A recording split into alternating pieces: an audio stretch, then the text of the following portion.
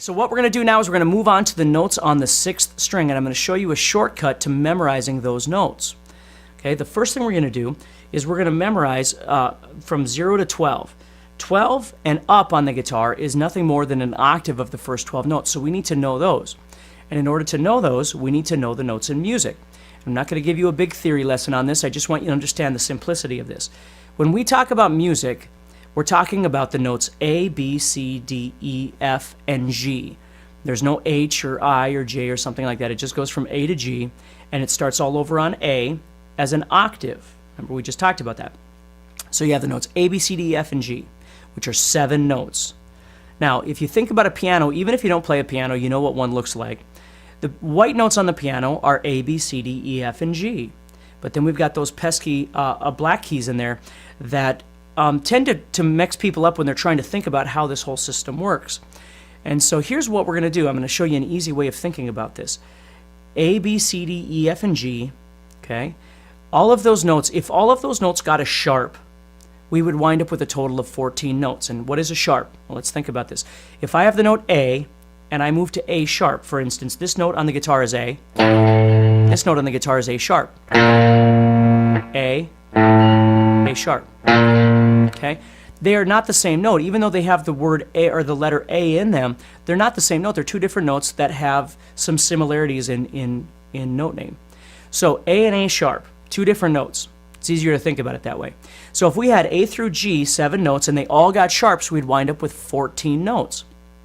Well, we don't have 14 notes. We only have 12. And this is where it gets a little weird. On the piano, again, if you can think about a piano, you've probably noticed that there's a couple spots in the piano where there is no black note in between the white notes. Okay? There's a couple of notes that do not get sharps, but there's an easy way of memorizing it.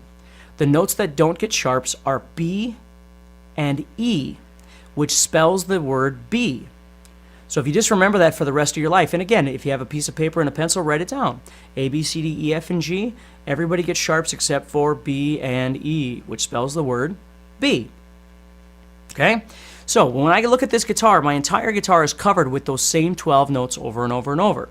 But if I was going to sit down and memorize all the notes on this, it seems like a pretty insurmountable task. I mean, that's pretty large. We don't need to know all that right now. What we do need to know are the notes on the 6th string. So what I need to know is that when I pluck the 6th string open, that note is E. I have to know that. And if you know how to tune your guitar, you know that the string is E. So if I go to the 1st fret of the 6th string, okay, that note is F. It's not E sharp because there's no such thing as E sharp. If there was an E sharp, this would be it. Again, just visualize A, B, C, D, E, F, and G. Everybody gets a sharp except for B and E. On the guitar, we don't have white and black keys, we just have frets. So we're moving from E to F. That means the 2nd fret is F sharp. 3rd fret is G.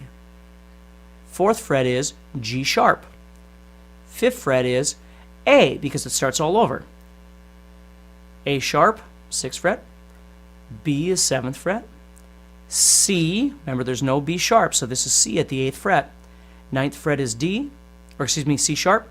10th fret is D. 11th fret is D sharp, and 12th fret is E all over again, 1 octave. That's why it has 2 dots. It's telling you you've gone an octave. So the rest of the fretboard is just an octave of the first part of the fretboard. Now, I used to send students home with that information. I would write that down for them, just like hopefully you're doing right now, and they'd have, 0 is E, 1 is F, 2 is F sharp, 3 is G. And understand, when I was in high school and stuff, I used to write these down, and I would sit in my study halls, and I would just memorize this stuff. I would just sit and study it. And that's the intellectual, the visual aspect of it is, we think that guitar playing is always just when we're going to practice, we have to be in some sort of room and plugged into an amp. That's not true at all. You can do a lot of practicing without a guitar even around. You can visualize things all the time. And I hope to get to that a little bit as we move further into this instructional thing, that the majority of what you do is actually visual. When I try and figure out something, or I'm learning a song by ear or something like that, the first thing I do is analyze everything in my head. Then I go to my guitar, figure out what is what chord is this, what chord is this, and it's easier for me to memorize because I've already got it all figured out. So what I want you to do are think about those. Now, again, with my story, I used to send everybody home. They would go home and they'd have this. And then they'd come back the next week and I'd say, okay, so let's go through your notes. Can you find me a B? And they'd go, E, F, B. Okay, where's D? Go to D. There's a much faster way. So what I wound up doing is, to show people how to do this, I started using just the dots on the guitar, okay? Which, if you think about it, the dots are odd numbered, like 3, 5, 7, and 9. Now, we don't have a dot at 1, although we're going to use 1. We're going to use the odd numbers, 1, 3, 5, 7, 9. Now, on your guitar, you might have a dot there. You might not have a dot here. You might not have any dots. If you don't have any dots, it makes it certainly a little more difficult than if you do have some sort of fret marker. But if you don't, you certainly can do this. But what you want to memorize is 1, 3, 5, 7, 9, those dots. So when you look down at your guitar, the first thing you see are those dots, because they should be sitting up on top here. So if you wanted 3rd fret, you'd look down here. If you wanted 7th fret, you'd look down here, that sort of thing. So again, the first thing we need to know is that when we pluck the 6th string open, we're hearing the note E. There's nothing that can help us with that. We just have to memorize it. But here's where it gets cool. This fret right here, the 1st fret, is F. The 3rd fret is G. The 5th fret is A. The 7th fret is B. So what's really easy about this is you could go home and memorize F, G, A, B. F, G, A, B. F, G, A, B. 1, 3, 5, 7. E, F, G, A, B. Then you stop looking at your guitar and you think about it. Okay, where's G? G is at the 3rd fret. Where's B? 7th fret. Where's F? 1st fret. You're visualizing now. So you're learning structure on your guitar, but you're also visualizing. You're thinking about where they are. So by the time the next time you grab the guitar comes, you haven't forgotten all this. You've been thinking about it. You know, we talk about practicing. Like when I was growing up, everybody always said, you know, you practice 30 minutes a day, and I don't know where that number came from. But I think more importantly than how many minutes you practice a day is how often are you thinking about what you're trying to do. Okay, we live busy lives, and I'm sure you do too. We multitask all the time. We're always thinking, okay, well, what do we have to do tomorrow morning? What do I got to do at lunchtime? What do I got to do at supper time? All these different things. The easiest way to learn how to play is to think about things about your guitar throughout the day. Maybe multiple times a day. Maybe you get up in the morning and you practice something for 3 minutes. I mean, just something to keep it in your head. And later on you practice again, and later on you practice again. And while you're at work or at school or whatever it might be, you're visualizing something. You're thinking about something. And that's what I'm talking about with visualization. I can see my fretboard in my head. I can see F, G, A, and B, 1, 3, 5, 7 in my head. I don't need to look at my guitar to do that. And I'm not patting myself on the back. What I'm saying is I really can do that, and so can you. And so what I want you to do is I want you to think about that F, G, A, B. Now the reason I stopped at B is this is where the discrepancy happens. We know B doesn't have a sharp. So this note is C, and this note surrounding it is D. But I can still use this dot to think about the ones on the outside of it, right? So I have F, G, A, B, C, and D. F, G, A, B, C, and D.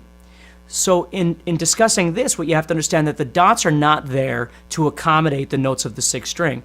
When they created the guitar, the dots are just there as a visual reference of fret. It's not there as a pitch reference. We're creating a pitch reference by thinking F, G, A, B, C, and D. Because the 5th string is going to be completely different. The 4th string is going to be completely different, and so on. But we can do the same method to it. We can use either the dot or around the dot to memorize where our notes are supposed to be. So what I want you to do, and again, if you need to shut the DVD or shut the video off, that's perfectly fine. But what you're going to do is you're going to play F, G, A, B, C, and D. You're going to visualize those. So you might have somebody in your household or whatever ask you, where's C? 8. Where's F? 1. Where's D? 10. And you just kind of go through the route trying to memorize where all of those are. Now, that serves multiple purposes. Number one, you now know the notes on your 6th string. Number two, you can find all of your bar chords and stuff off of those notes. So if you wanted a B bar chord, it's going to be at the 7th fret. If you wanted a G bar chord, it's going to be at the 3rd fret. If you wanted an F bar chord, it's going to be at the 1st fret. Now, again, if you don't know bar chords, that's not something we're going to get into in this class, but we will use that for our scales. So the same principle applies to your scales. If you wanted to be in the key of G minor pentatonic, you'd go to G and you'd play the same exact shape we were just talking about. If you wanted to be in the key of F, you'd go to F and you'd play the exact same shape that we were just talking about. So the awesome thing is when you learn how to play that first position of pentatonic, okay, you can play in any key. All you need to know is what key do you want, and you shift it to that key.